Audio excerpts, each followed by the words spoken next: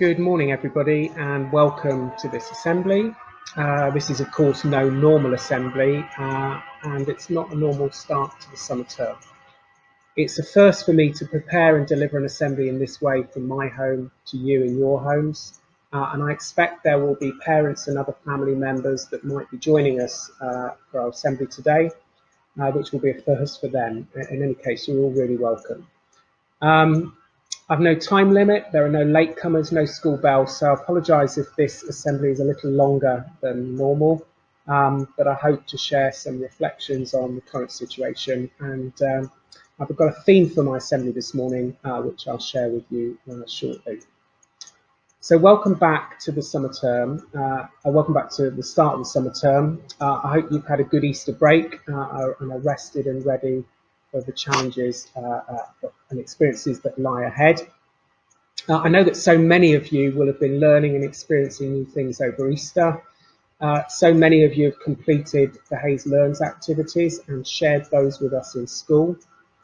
You're proving now more than ever before that learning doesn't start and stop in the classroom.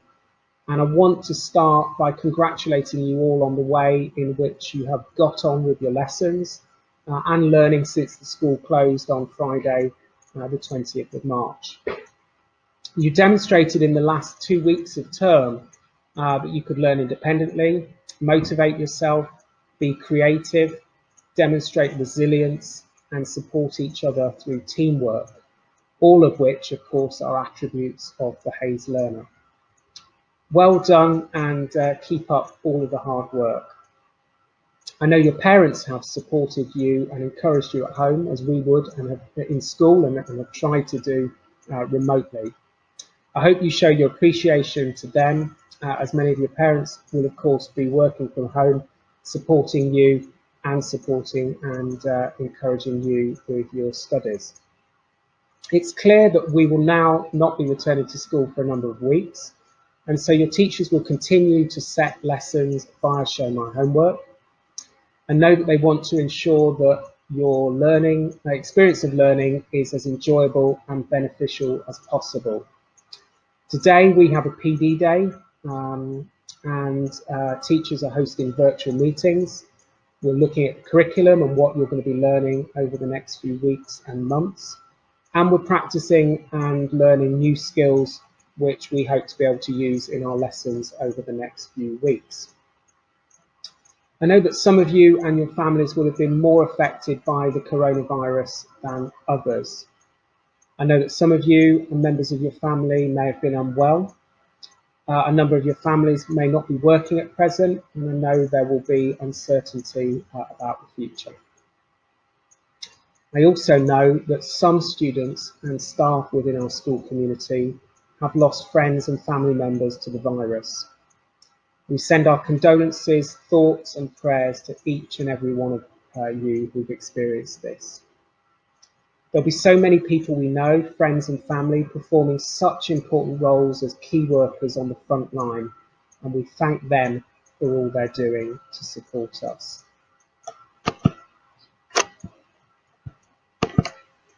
We hear people constantly reminding us that these are unprecedented times, but let's take a moment to look at what this word means. Unprecedented means that it's never been experienced or known to have occurred before. What we're currently experiencing is unprecedented in our lifetimes. Some examples of the word being used are shown on screen. The government took unprecedented action in order to protect jobs. And I went for a 3-mile run, which is unprecedented for me. In other words, something I've never done or experienced before. There are also some examples at the bottom of the screen of synonyms, words which have the same or similar meaning to this word, unprecedented. But of course, if we look further back in history, we learn of the Black Death or plague, which spread across Europe in the 14th century, killing millions of people. The Black Death too was a pandemic, a disease prevalent over a whole country or part of the world. And the Black Death was a pandemic of bubonic plague, a disease caused by bacteria which circulated among rats and other wild rodents, where they live in great numbers and density and close to humans. So in many respects, what we're experiencing now, a pandemic, is not unprecedented, but certainly unprecedented in our lifetimes. So I've chosen for the theme of my assembly this morning the theme of time. As I've already said, we're living in extraordinary or unprecedented times. Many say that we're living through a period of history which people will be studying about, reading about in the future, in years to come. I was sent this picture this morning by WhatsApp, and you might, like me, be losing track of the time with one day seemingly merging into the next. But I wonder how many of us are wishing away time, counting down the days until things return to normal, or at least more normal. That's, of course, completely understandable. But I wonder how many of us are enjoying and savouring every moment, enjoying having time to do things we might not otherwise have had the time to do, and enjoying spending time at home and with family. Time is certainly something which is a focus for our government and all who are advising them. We see graphs almost every day on television with time along the x-axis and the number of cases or sadly deaths plotted along the y-axis. Medical and scientific advisors talk about a peak, the steepness of the line, flattening of the curve, and when the time might be right to relax some of the current restrictions on our daily life without causing further pressure on our hospitals, our National Health Service, and increasing the risk of more people becoming infected, ill, or further deaths. These will be some of the images and memories of the last few weeks for us. We've seen pictures of empty high streets. Many of us will have experienced live PE lessons with Joe Wicks. We've seen and heard of people panic buying toilet rolls and hand sanitizer. Daily government briefings and a special message from the Queen have been broadcast on television. We're seeing more face masks being worn by members of the public. Queues are forming outside supermarkets to keep us apart. We've seen new hospitals being built seemingly overnight. And every day we see doctors and nurses working with the most sick people in hospital wearing masks, face shields and gowns. We're also seeing television presenters sitting further apart, television shows being filmed without audiences, and sporting events being cancelled. A new time and a new experience often requires and generates a new vocabulary. How many of us had heard of, let alone used, some of these words on screen as frequently as we're perhaps doing at the moment? Self-isolation, social distancing, lockdown. I suspect, like me, you didn't really understand what social distancing was until a few weeks ago. We'll no doubt see new words and expressions appear in the dictionary as a result of their increased usage over the course of the next few months. We of course hope that the need to use these words will be time limited and that we won't be using them for very much longer. This has been a time to entertain. Musicians have come together to collaborate and entertain us from lockdown. Live theatre has been streamed for free. We've been treated to dance, poetry and readings online. Families have written songs and parodies. Pub quizzes have moved from pubs to our living rooms, and virtual choirs have sprung up and people have done exercise classes from home. Miss Werry in the music department have been sharing a daily listening with us, introducing us to new music. And this quote from Nelson Mandela says that artists reach areas far beyond the reach of politicians. Art, especially entertainment and music, is understood by everyone, and it lifts the spirits and the morale of those who hear it. I know that art and entertainment will continue to sustain us over the next few weeks. This is a time to connect, especially since there's the risk of us and others being and feeling more isolated than ever. If you're anything like me, then your screen time will have most probably increased significantly over the last few weeks. This has been a time to connect with friends and family, often in new ways. I've taught my family how to use WhatsApp video. I've played bingo on Zoom. I've held meetings with staff, interviewed teachers and talked with other school leaders via video conference. I've got back in contact with old school friends and friends from university, and I've made a special effort to make contact with those people who I know are living on their own. This is a time to learn.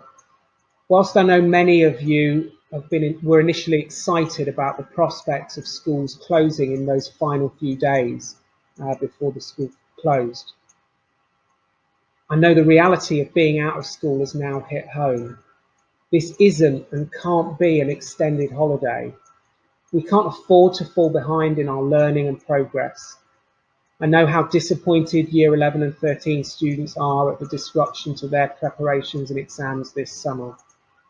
Students in all year groups, and perhaps especially those students in years 10 and 12, are preparing for important exams in the future and next year. You're learning in both new and old ways.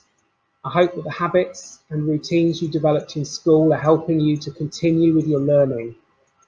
It's clear there are challenges, difficulties which you're overcoming, and challenges and difficulties for teachers who are working from home and looking after their families. There are a number of experiences we can't recreate in our kitchens, our bedrooms and our living rooms as we can in a classroom, a science laboratory and in a drama studio. But this is also a time to learn new things, to learn beyond the school curriculum, to find out and research new things, to read ahead, to reread and revise things you've learned previously, independently of the teacher and of being asked to do so, to learn how to play musical instruments, and to learn new skills and new knowledge. This has been a time for doing. I wonder what things you've done over the last few weeks. We've been reminded of the importance of regular exercise for our physical and emotional well-being. Many of you will have been on regular walks or cycle rides. I've seen more runners out on the streets than ever before. Perhaps you've been cooking, reading, watching films, or taking up a new hobby or interest. Maybe you've done things that you've been putting off for a long time, or you've developed new skills. I've enjoyed cooking new recipes that you can see there on screen. And one of my biggest achievements over the last few weeks has been fitting a new roof to my shed and painting it. But you will have achieved things and done things that perhaps you've not previously done before. This has been a time to care. We've seen people doing shopping for friends, neighbours and relatives, especially for those who cannot leave the house. Armies of volunteers are running local food banks, and we've seen thousands of people volunteering to help in the local area and in the NHS, people returning from retirement to work in hospitals, and people reaching out to those in need of help and support. We've seen 99-year-old Army veteran Captain Tom Moore raise over £20 million by completing 100 laps of his garden before his 100th birthday to raise money for NHS charities, and we've seen the extraordinary generosity and donations made by so many. In school, Mrs. Francis in the Student Support Department and her husband and Mr. Robertson in the DT Department have been putting our 3D printers to good use, producing face masks for healthcare workers in the local area. And you can see pictures of people there using some of the masks that they've made. They've produced over 60 masks, which are being used by a number of people. And the science department also donated safety spectacles to workers in local hospitals. Thanks to all of them for making a big difference to those in our community. This is a time to come together as a community, to unite and to say thanks. We've established a ritual of gathering on our doorsteps at 8 p.m. on a Thursday evening to clap for our carers. I just hope that we don't take for granted in the future the amazing work that so many people undertake, and that we continue to come together as communities in similar ways in the future. These are just some of the cards you've made, written or produced to say thanks. and there's a picture there made by Liberty and submitted to the This Morning television programme for display in the new Nightingale Hospital in London. I want to show this video now, which picks up on many of the themes of this assembly.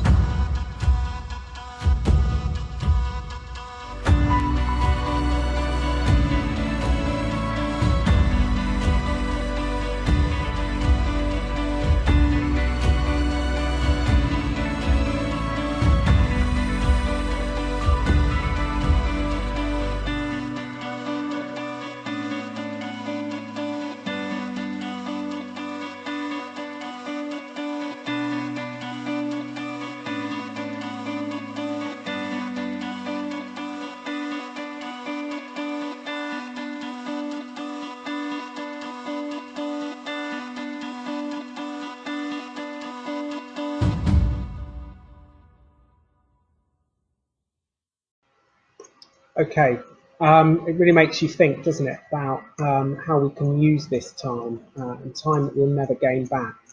So I ask you to reflect, what have your experiences been in recent weeks? How have you invested your time, and how will you invest your time in the coming weeks? Our communities have come together and are closer than ever before. We've spoken to neighbours that we might not otherwise have spoken to. We've looked out for and helped those who are vulnerable in our communities. We've found an even greater appreciation for those who work in a number of areas of our society.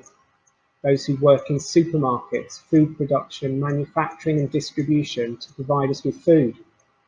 Those who collect our rubbish, those who care for our relatives, and those who work in our hospitals and in our National Health Service to look after us and others when we're sick, as well as so many other key workers. But what have been the very best things that have come out of the current situation that you think we must maintain and not lose sight of? And what are your hopes for the future?